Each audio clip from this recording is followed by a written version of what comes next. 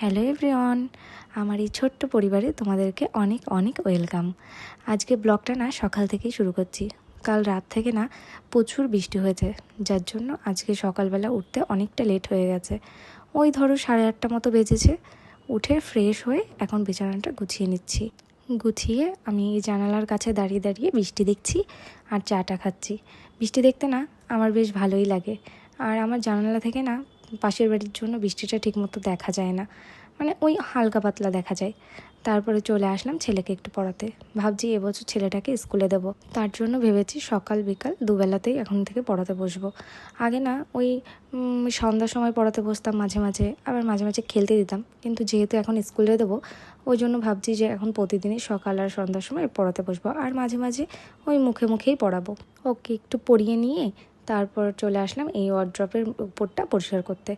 এইখানটা না অনেক ধুলো জমে, জানো তো, আমাদের জানলা দিয়ে রাস্তার ধুলো আসে, সেগুলো এসেই প্রতিদিন এখানে জমা হয়।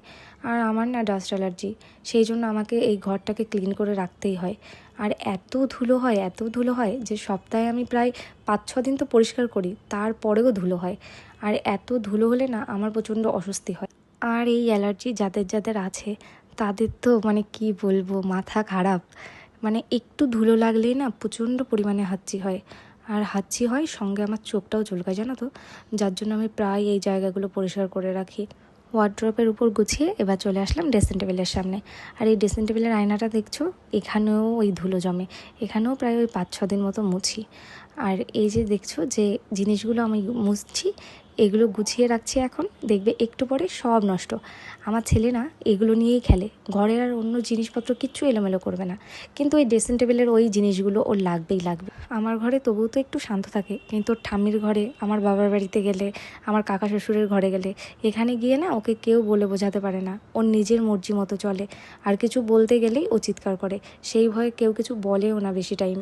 এগুলো মুছে ঘর ঝাড় দিয়ে ছেলেটাকে না খাইয়ে নেব। অনেকটা বেলা হয়ে গেছে, ওই ধরো 11টা মতো বাজতে গেল। সকালবেলা একটুখানি চিড়ে খাইয়েছি, তারপর আর কিছু খাওয়ানো হয়নি। এবার একটুখানি ওকে ভাত খাইয়ে নেব, আর ভাত খাইয়ে তারপর আমি নিজে খেয়ে স্নান করে একবারে পুজো দিয়ে নেব। আজকে শুক্রবার আর তোমাদের দাদাভাই রয়েছে বাড়িতে। অন্য সব শুক্রবার জানো তো ও থাকে না, কিন্তু আজকে যেহেতু রাত থেকে বৃষ্টি পড়ছে ওই জন্য বললো থাক, আজকে আর দোকানটা খুলবো না। আর ও বাড়িতে থাকা মানেই আমার লেট করে দেওয়া। এখন ওই প্রায় 12টা 12:30 বাজে, এখন আমি যাচ্ছি স্নানে। চলেও এসছি স্নান করে এসে ভালো করে মাথাটা মুছে এবার একটু টোনার লাগিয়ে নেব।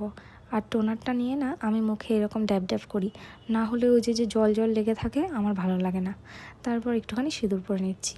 আর এইদিকে তোমাদের দাদাভাই আমার ছেলের জন্য নিয়ে এসছে একটা ছোট রথ।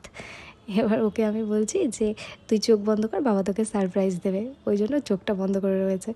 এবার যেই এটা দেখালো, দেখো এই যে হাসিটা, এই হাসিটা দেখার জন্য না আমার মনে হয় প্রত্যেকটা বাবা মা সব কিছু করতে পারে।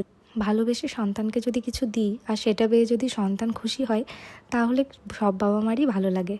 এদিকে দেখো ও তো রথ পেয়ে ভীষণ খুশি, ও খেলতে লাগুক আর আমি চলো যাই পুজোটা দিয়ে আসি, না হলে ওইদিকে আবার ওকে আমাকে খাওয়াতে দেরি হয়ে যাবে।